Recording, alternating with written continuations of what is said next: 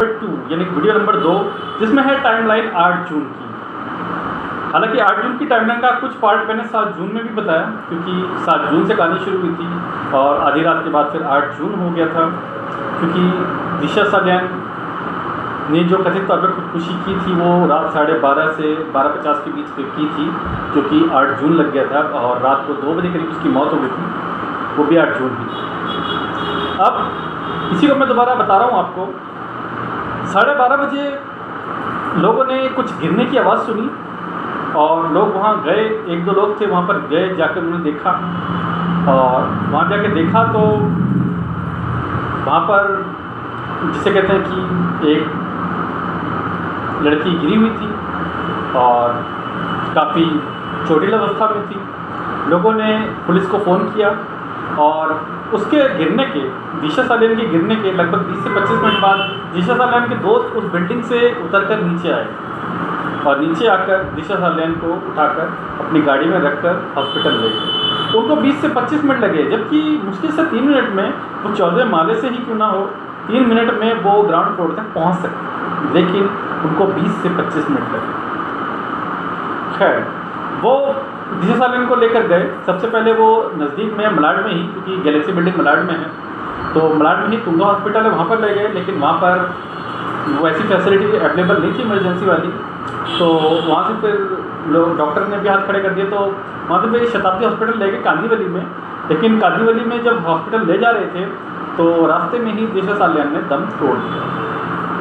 इसके बाद dead body police ने टेक ओवर कर ली और इसके बाद पोस्टमार्टम के लिए पुलिस दिशा सालियान की डेड बॉडी को ऊपर हॉस्पिटल ले गई और वहाँ से फिर बोरीवली पोस्टमार्टम सेंटर में उसकी डेड बॉडी को पोस्टमार्टम के लिए भिजवाया गया। दिन था 8 जून, लेकिन ये पोस्टमार्टम 8 जून, 9 जून, 10 जून को नहीं हुआ, ये सीधा हुआ 11 जून। अब वो मैं 11 जून की टाइमलाइन में आपको बताऊंगा। फिलहाल अब 8 जून की सुबह हो गई। सुबह सुशांत सिंह राजपूत को सब कुछ मालूम पड़ चुका था, क्योंकि रात में पता चल गया था, दिशा सालियान ने उसे फ़ोन करके बोल दिया था। तो इसमें दोस्तों एक थोड़ी ये भी निकल के आ रही है कि कई जगह ये बातें भी निकल के आ रही हैं कि दिशा सालियान जब ऊपर से नीचे गिरी तो उसके बदन पे कपड़े नहीं थे। She was totally naked, but यह खबर होपफुली इट्स रॉन्ग कि उसके बॉडी पर कपड़े नहीं थे। उसकी बॉडी पर कपड़े होंगे, क्योंकि उसके रेप और उसके गिरने के बीच एक बहुत बड़ा गैप था, एक बहुत बड़ा टाइम था, और उस टाइम तक कोई विदाउट क्लोथ्स नहीं रह सकता, क्योंकि उसके रेप के बाद उसने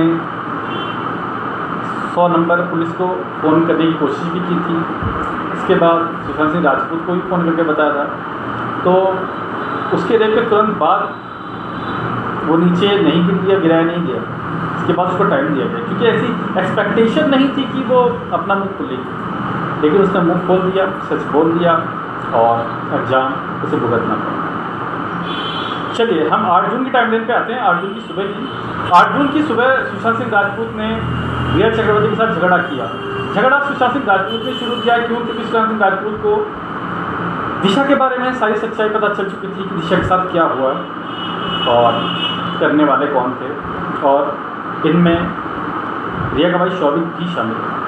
और इसी वजह से सुशांत सिंह राजपूत ने रिया के साथ झगड़ा किया।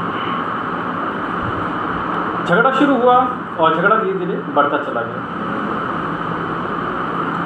को हालांकि पहले ही बताया जा चुका था कि दिशा सालियान को रास्ते से हटा दिया गया है और अब सुशांत सिंह राजपूत की बारी है, इसलिए वो अपना जितना भी साजो सामान है वो समेट ले। जो भी ऐसी क्रूशियल चीज़ें हैं, जो भी कॉन्फिडेंशियल चीज़ें हैं, वो अपने अंडर में ले ले, और कुछ ऐसी चीज़ें जो कि वो अपने साथ नहीं ले सकती उन्हें डिस्ट्रॉय कर दे। तो रिया चक्रवर्ती ने ऐसा ही किया, वो सारी चीज़ें उसने डिस्ट्रॉय कर दी, और जो भी चीज़ें वो अपने साथ लेके जा सकती थी सुशांत सिंह राजपूत से झगड़े के बाद वो लेके वो चली गई। दिशा सालियान की मौत के बाद शौविक ने ये बात रिया चक्रवर्ती को बता दी। जी हाँ, रिया चक्रवर्ती अब तीसरी राजदार थी उन लोगों से अलग जो उस पार्टी में शामिल थे, उन लोगों से अलग ये तीसरी राजदार थी जिसको पता था कि दिशा सालियान का रेप हुआ और उसके बाद उसका मर्डर कर दिया गया। रिया चक्रवर्ती वो तीसरी शख्स थी जिसको अब पता था, और अब उसको ये भी पता चल गया था कि आगे अगला नंबर सुशांत सिंह राजपूत का है, इसलिए उसको सुशांत सिंह राजपूत से कन्नी काट लेनी चाहिए, मीन्स सुशांत सिंह राजपूत का साथ छोड़ देना चाहिए। इसीलिए नेक्स्ट डे जब रिया और सुशांत सिंह राजपूत आमने सामने आए तो सुशांत सिंह राजपूत का रिया चक्रवर्ती से बहुत बड़ा झगड़ा हुआ, और उस झगड़े के बाद रिया चक्रवर्ती को एक बहाना मिल गया, एक सॉलिड बहाना। ये तो इसके लिए एक सोने पे सुहागा की तरह हुआ कि चलो अच्छा हुआ, झगड़ा हुआ, एक बहाना मिल गया घर छोड़कर जाने का। तो रिया ने अपना सारा सामान समेटा, जो भी कॉन्फिडेंशियल चीज़ें थी वो या तो डिस्ट्रॉय करी या फिर अपने साथ लेके गई, क्योंकि उसको पता था कि अब वो वापस नहीं आने वाला। तो दैट्स वाई वो अपने साथ जितनी भी कॉन्फिडेंशियल चीज़ें थी वो उसने अपने साथ ले गई। इसमें मैं आपको ये बात बताना चाहूँगा कि जो दिशा सालियान का रेप हुआ और उसका मर्डर हुआ, ये बात केवल ये दो भाई बहनों को ही पता है। रिया के पिता अनिलजीत इस बात से अनभिज्ञ हैं। उन्होंने उनको इसलिए नहीं बताया क्योंकि दोनों भाई बहन आपस में फ्रैंक थे, एक दूसरे से सारी बातें शेयर करते थे, और कुछ ऐसी बातें हैं जो माँ बाप से शेयर नहीं की जा सकती। और वैसे भी ये कोई एक अच्छी घटना तो थी नहीं, ये गैंगरेप और मर्डर की घटना थी, तो ये शेयर उन्होंने नहीं की। इसमें एक चीज़ और है कि कई लोग ये सोचते हैं, कई लोग ये कहते हैं कि दिशा सालियान ने ड्रिंक की हुई थी। दिशा सालियान के पेरेंट्स से कंफर्म किया है कि उनकी बेटी दारू नहीं पीती थी, ड्रिंक नहीं करती थी, और उस दिन या तो उसको ज़बरदस्ती ड्रिंक दिया गया, ऑफर किया गया, या फिर उसको ड्रग्स दिया गया, जिसकी वजह से वो पूरी तरह से उनका विरोध नहीं कर पाया। लेकिन इतना होश था उसे किसके साथ गलत हो रहा है। 8 जून को रिया चक्रवर्ती के घर छोड़कर जाने के बाद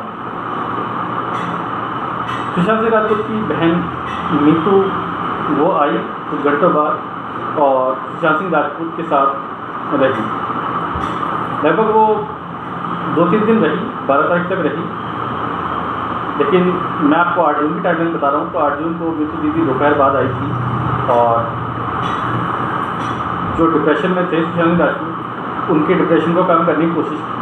हालांकि सुशांत सिंह राजपूत ने दिशा सालियान वाला जो केस है, ये केस डिस्क्लोज नहीं किया अपनी बहन के सामने,